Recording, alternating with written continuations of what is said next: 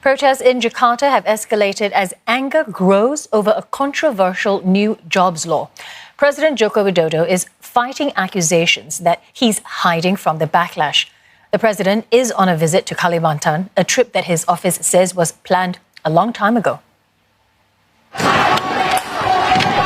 Chaos on the streets of Jakarta. Thousands of students and workers stage rallies across the capital against the government's flagship jobs law. Clashes erupted as police fired tear gas and water cannon to disperse crowds who gathered near the parliament building. Some were throwing stones at police. This is the third day of clashes against President Joko Widodo's controversial new omnibus law. It's aimed at cutting red tape and boosting investment into Indonesia. Protesters say the new law will cripple labor rights, for instance, by reducing severance pay and outsourcing more jobs to foreigners. Yang sudah disahkan oleh DPR ini kalau bisa dibatalkan saja. Alasannya kenapa?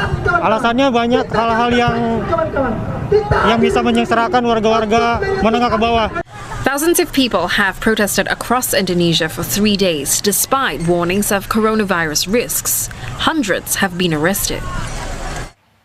Saiful Bahri Ismail joins us live from Jakarta right now. Saiful, things seem to have escalated in Jakarta after a relative calm over the past 2 days?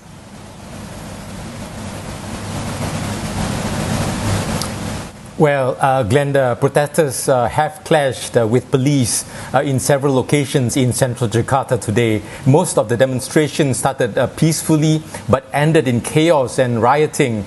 Protesters threw water bottles, rocks and other projectiles they could get their hands on at the police who responded with firing tear gas and water cannon at the protesters to disperse them.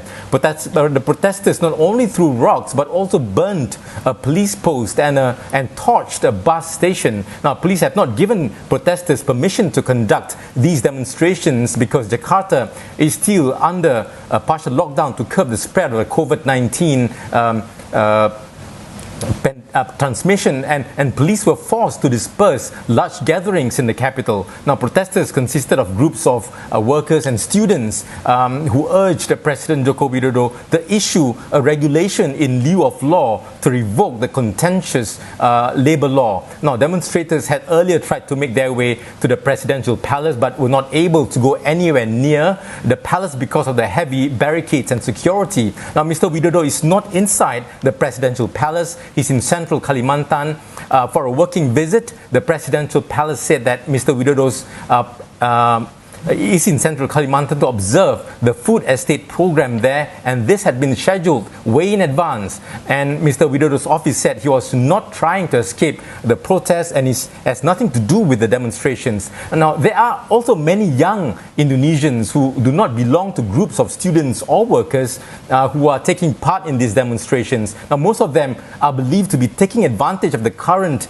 anti-government sentiments to join in the protests and create public disorder. Police said these youths do not even understand about the jobs creation law. They came to Jakarta after receiving messages on their phones urging them to take part in the protest. Now, demonstrations are not only happening in Jakarta but also in many parts of the country.